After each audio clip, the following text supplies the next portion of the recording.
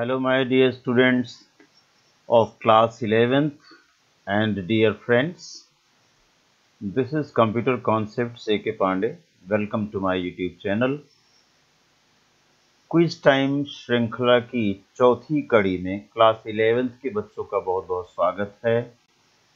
और इस श्रृंखला में मैं आपको इस कड़ी में बताने जा रहा हूं पाइथन फंडामेंटल से रिलेटेड ये 20 प्रश्नों की ये कड़ी, और बहुत ही अच्छे प्रश्न हैं। आप ध्यान से ये क्विज खेल सकते हैं और इसके माध्यम से आपका जो पाइथन फंडामेंटल है वो रिवीजन अच्छा हो सकता है। अभी कुछ प्रश्न दिए हैं, 20 प्रश्न। आने वाली कड़ियों में भी, आने वाले पार्ट्स में भी आपको पाइथन फंडामेंटल से क्वेश्चंस दिए जाएंगे। और देखते रहिए चैनल, और चैनल पर नए हैं तो सब्सक्राइब कर लें। और हमारा पहला प्रश्न स्क्रीन पर ये रहा। N identifier naming which of the following special character is allowed. कह रहे हैं कि आइडेंटिफायर नेमिंग के लिए कौन सा स्पेशल कैरेक्टर अलाउड है। हैश अलाउड है क्या, हाइफन अलाउड है क्या, या डॉलर अलाउड है, या अंडरस्कोर अलाउड है। तो आपको शायद ये आंसर पता चल गया होगा। और yes, you are absolutely right. इसका आंसर है पार्ट डी, अंडरस्कोर। आप स्पेशल कैरेक्टर अगर आइडेंटिफायर नेमिंग में यूज करेंगे तो वो होना चाहिए underscore. Dollar is not allowed, hyphen is not allowed. और ये कमेंट्स के लिए होता है, आपको पता होगा। आइए देखते हैं अगला प्रश्न हमारा क्या कहता है। By default next indentation takes how many spaces. जब भी आप कोई फंक्शन लिखते हैं या इफ स्टेटमेंट लिखते हैं या लूप लिखते हैं तो उसके अंदर का ब्लॉक रिप्रेजेंट करने के लिए हमें कुछ स्पेसेस छोड़ना पड़ता है। तो क्वेश्चन है कि कितने स्पेसेस हमें अगले इंडेंटेशन पर जाने के लिए छोड़ना पड़ता है। 5, 4, 6 और 3। So let us see the correct answer, and correct answer is part B, that is 4 spaces। 4 space tab की दबाने से भी आ जाता है, अदरवाइज ऑटोमेटिकली कुछ स्ट्रक्चर्स हैं, जैसे इफ स्ट्रक्चर है, इफ का यूज करेंगे, कॉलन लगाते एंटर प्रेस करेंगे इफ में। आपने देखा होगा कि नेक्स्ट इंडेंटेशन पर आपका कर्सर स्टे करता है। So let us go to question number 3।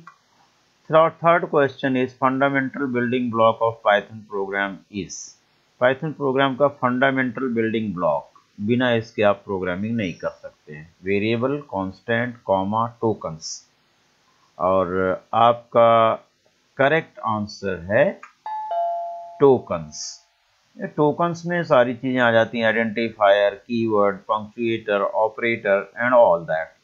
ठीक है, तो जावा ये जो पाइथन टोकन्स हैं, these are the fundamental building blocks of Python programs, Python statements। जब भी आप लिखते हैं प्रोग्राम में, उसके लिए Python tokens की जरूरत पड़ती है, आइडेंटिफाई की जरूरत पड़ती है, पंक्चुएटर्स की जरूरत पड़ती है, ऑपरेटर्स की जरूरत पड़ती है, कीवर्ड्स की जरूरत पड़ती है, and all those which I am taking calling the names, that is a sort of collection that is called as tokens।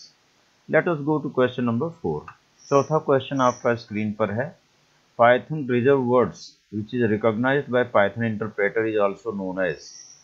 Python reserve word को क्या कहते हैं? टोकन्स कहते हैं, कीवर्ड कहते हैं, लिटरल कहते हैं, आइडेंटिफायर कहते हैं। यस, बहुत ही सिंपल आंसर है। इसे हम लोग पार्ट बी इसका आंसर है, that is keyword.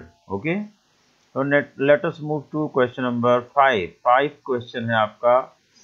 What is the order of precedence of operators in Python from the following arithmetic operators। ये arithmetic operator दिए गए हैं। अगर आपको कोई कंपाउंड एक्सप्रेशन दे दिया जाता है यूजिंग ऑल दीज ऑपरेटर्स, तो कौन सा ऑपरेटर किसके बाद सॉल्व होगा, कौन सा पहले सॉल्व होगा। What is the sequence of solving the operator in the given expression. Parenthesis, exponent, multiplication, division, addition and subtraction, like BODMAS rule आपको पता होगा, जैसा कि हम लोग मैथ्स में अप्लाई करते थे। तो similar in the similar manner Python interpreter also does. So let us see the sequence, proper sequence इसकी होनी चाहिए। सबसे पहले आपका पैरेंथेसिस से दूसरे क्लियर कर लीजिए, ब्रैकेट जिसे हम लोग कहते हैं। मैथ्स में भी आप बोर्ड मास में बी फॉर ब्रैकेट होता था। उसके बाद आप एक्सपोनेंट सॉल्व कर लें, पावर अगर है किसी की पावर कुछ 3 power 4 something something, and thereafter you can go for multiplication. Multiplication solve करें, फिर डिवीजन सॉल्व करें, फ्लोर डिवीजन सॉल्व करें, देन एडिशन, देन सब्ट्रैक्शन। तो इसका सिंपल सा सीक्वेंस, ये सारा सीक्वेंस में ही लिखा हुआ है। So answer is part B, right. इसका पार्ट बी आंसर है। ये यहाँ से शिफ्ट करके 1 2 3 4 5 6 पर हमें लाना पड़ेगा। Its answer is part B. Okay, part B इसका करेक्ट आंसर है। 1 1 2 3 4 5 सीक्वेंस में ही लिखा हुआ है। Let us go to question number 6। छठा क्वेश्चन ये रहा आपकी स्क्रीन पर। Int and strings in Python is dash type.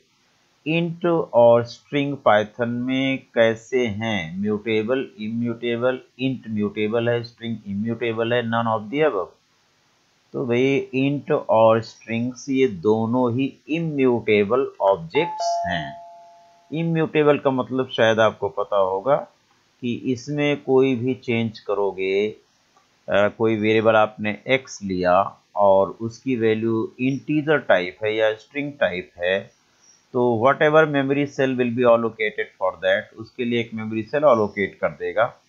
अगर उस x की वैल्यू आपको चेंज कर देते हैं, x इज इक्वल टू मान लो पहले 8 था, अभी x इज इक्वल टू 10 लिख देते हो, या name is equal to string के फॉर्म में कुछ और लिख देते हो, तो after making changes what will happen, its memory location changes. इसकी मेमोरी लोकेशन चेंज हो जाती है, उसका आप आईडी फाइंड करेंगे तो वो चेंज्ड मिलेगा। तो this feature is called as immutability. Immutability का मतलब the changes done in the value of the variable does not take place on the same memory cell, rather a new memory cell is allocated after every change in the value of a variable। तो उसे हम immutable कहते हैं। अगर आपने कोई value update करना है, चेंज करना है, और उसके बाद भी आपका जो उस ऑब्जेक्ट का मेमोरी सेल है वही रहता है, तो ऐसे ऑब्जेक्ट म्यूटेबल ऑब्जेक्ट्स कहलाते हैं। You can go through the book for clear concept of mutable and immutable. It is very important question, may be asked in your final examination. What is difference between mutable and immutable? Let us go to question number 7 और 7वां question आपका screen पर ये रहा। Which function identifies the memory location or cell of object in Python? किसी भी cell का address आपको memory location पता करना है कि वो वेरिएबल किस मेमोरी सेल में स्टोर किया गया है, किस मेमोरी सेल को अलोकेट किया गया है, तो उसके लिए हमें कौन सा फंक्शन यूज करना होगा, टाइप, आईडी, सेल या नन ऑफ द अबव। तो आपका आंसर जो है वो है आईडी। आईडी से आप पता कर सकते हैं कि कौन सा वेरिएबल किस मेमोरी सेल पर अलोकेटेड है।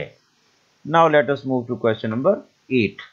क्वेश्चन नंबर 8 से पहले यहाँ पर data items having fixed value are called.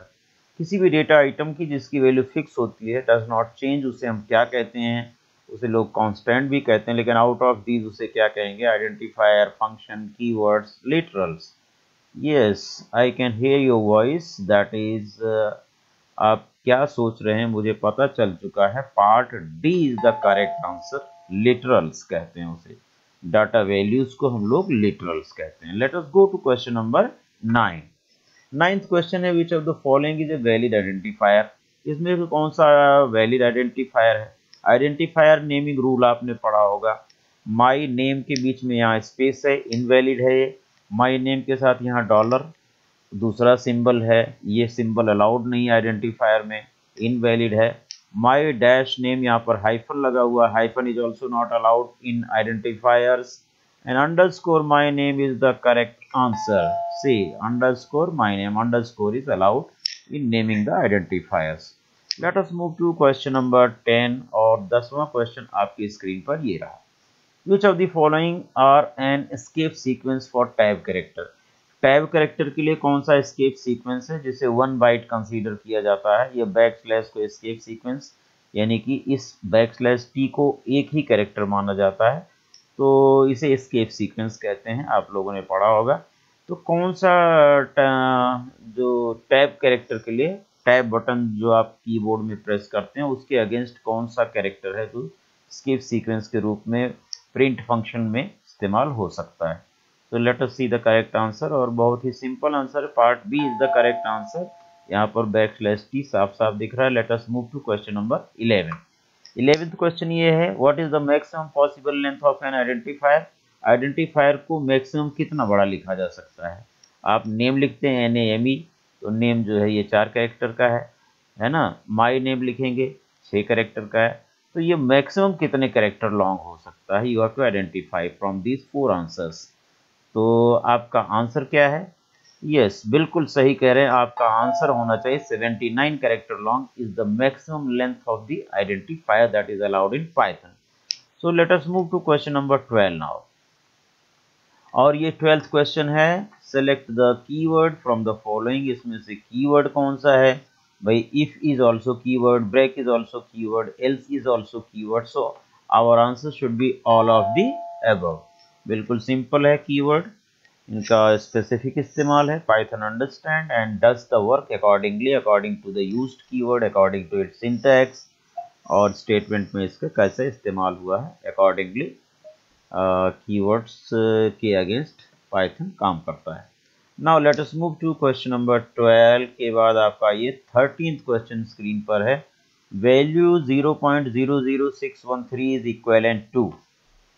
ये एक वैल्यू है, फ्लोटिंग पॉइंट नंबर है। इसे एक्सपोनेंट के फॉर्म में कैसे रिप्रेजेंट करेंगे? आप देखें, इसे सॉल्व करेंगे तो 613 अपॉन आपका आएगा कितना? 10 lakhs। और अगर आप ये लिखते हैं 61, यहाँ पर 613 की बजाय 615 हो गया है, इसे मुझे 615 करना पड़ेगा। एंड यहाँ से देखते हैं हम लोग 615E3, 615 इंटू 10⁻³ आप करेंगे तो यहाँ पर 3 0 बाद में हो जाएगा, इसलिए ये गलत है। 615E-3 का मतलब इंटू 10⁻⁻3। इससे आप 10⁻⁻³ करने का मतलब 1000 से डिवाइड करेंगे तो 0.615 इसका आंसर आएगा। मतलब इस फिगर को पाइथन में ऐसे लिखा जाएगा, ठीक है। अगर ये लिखा हुआ that means this figure. Although Python can accept this also, but आपको 10⁻100 12 -12 करना है तो वो इतनी बड़ी फिगर लिखने के बजाय we can write it in this form. यहाँ देखिए 0.615E3 लिखा गया है, ये भी 10⁻³ यानी 1000 से इसे मल्टीप्लाई करेंगे तो इसका आंसर 615 ही आ जाएगा। 6.615E-3। अब 0.615 को अगर 10⁻³ यानी 1000 से आप डिवाइड करते हैं तो इसका मतलब ये 0.000615 आएगा। So this is equivalent to part D. Correct answer is part D, right. Now let us move to question number 14। Which of the following function displays output to the console. Monitor पर output लाने के लिए कौन सा function है? Eco, display, print. Print, यहाँ 2 बार print लिखा है, ये कैपिटल P है, ये स्मॉल p है। Yes, tell me the correct answer. बिल्कुल सही आपने आंसर बताया, part D is the correct answer. Print small में, सारे कीवर्ड्स स्मॉल में है, सारे फंक्शंस स्मॉल में है जावा पाइथन के अंदर, इसलिए आपको स्मॉल में लिखना है इसे। Let us move to question number 15 and this is question number 15 on your screen. Conversion of a value into decimal point read from input function is done using dash function. ध्यान से देखें, input function से जो आप value obtain करते हैं उसे decimal point में कन्वर्ट करना हो तो कौन सा कन्वर्जन फंक्शन यूज किया जाएगा? इसे हम लोग टाइप कास्टिंग या एक्सप्लिसिट टाइप कन्वर्जन का भी नाम देंगे। कौन सा फंक्शन है जो टाइप कास्ट करेगा इनपुट से ली गई वैल्यू जो कि स्ट्रिंग में होती है बाय डिफॉल्ट, उसे वो फ्लोटिंग पॉइंट में कन्वर्ट करने के लिए कौन सा फंक्शन यूज किया जाएगा? Decimal is no any function, float, floating, int. तो इंटीजर में तो करना नहीं है, फ्लोटिंग कोई फंक्शन नहीं होता। Obviously your answer is part B. B is the correct answer for this float function. Input के सामने फ्लोट लगा देंगे या जो वैल्यू आपने इनपुट से ली है न्यूमेरिक पॉइंट में, उसके सामने फ्लोट लगा के फ्लोट में इसे कन्वर्ट किया जा सकता है। स्ट्रिंग वैल्यू को, स्ट्रिंग टाइप न्यूमेरिक वैल्यू को फ्लोट में कन्वर्ट करेंगे। टाइप कास्टिंग का एग्जाम्पल है ये, एक्सप्लिसिट टाइप कन्वर्जन भी इसे कहते हैं। Let us move to question number 16। 16 question ये आपकी स्क्रीन पर है। To print a line of text without ending it. ठीक है, एक लाइन ऑफ टेक्स्ट बिना एंड किए with a new line feed. एक नई लाइन पर जाए ना आपका कर्सर और एक लाइन प्रिंट करें, कर्सर वहीं स्टे करे in the same line, which argument is used with print function. Print function में कौन सा आर्ग्यूमेंट इसके लिए इस्तेमाल किया जाएगा, जिससे कि आप देखते हैं प्रिंट फंक्शन से कुछ भी प्रिंट करते हो तो उसे वैल्यू को प्रिंट करके the cursor goes to new line. You might have seen it, right. इसी तरह से आप अगर उस कर्सर को न्यू लाइन में नहीं ले जाना चाहते हैं तो प्रिंट के अंदर प्रिंट फंक्शन में कोई आर्ग्यूमेंट इस्तेमाल किया जाएगा, वो उस आर्ग्यूमेंट को बताना है। तो हम लोग इसमें separator, new line, shape, and, इसमें से एंड आर्ग्यूमेंट को इस्तेमाल किया जाएगा। ठीक है, तो इसका आंसर होना चाहिए एंड। ठीक है, next, default separator, shape argument separator of print function is. Print function में सेप आर्ग्यूमेंट होता है।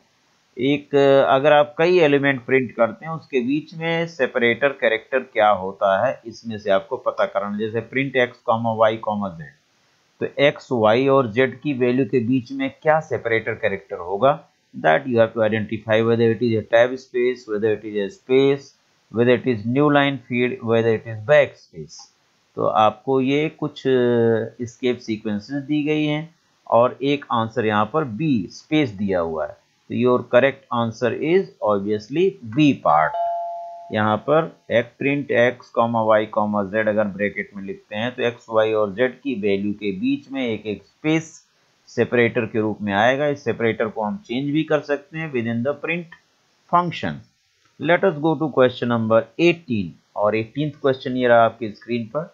Default end argument character in print function is. Print function में जो एंडिंग कैरेक्टर है वो क्या है बाय डिफॉल्ट। बाय डिफॉल्ट आप जानते हैं प्रिंट फंक्शन से कुछ भी हम प्रिंट करते हैं तो कर्सर नई लाइन में जाता है, तो that will be the ending argument और end character. Back space T, back और space, back slash N, back slash B. तो यहाँ पर आपका जो न्यू लाइन फीड कैरेक्टर है वो बैक स्लैश एन है, इसका मतलब end argument is back slash n. Correct answer is part C. 19th question है आपका, to check the data type of an object we used as function. किसी भी object का, किसी भी वेरिएबल का डेटा टाइप आपको पता करना है कि वो किस टाइप का है, इंट है, फ्लोट है, कॉम्प्लेक्स है, क्या है। तो उसके लिए कौन सा फंक्शन इस्तेमाल करेंगे, type, ID, data, D type. तो यहाँ पर आपको आइडेंटिफाई करना है कौन सा फंक्शन करेक्ट। आइए देखिए हम लोग कौन सा आंसर इसका करेक्ट है। तो इसका आंसर करेक्ट है पार्ट ए।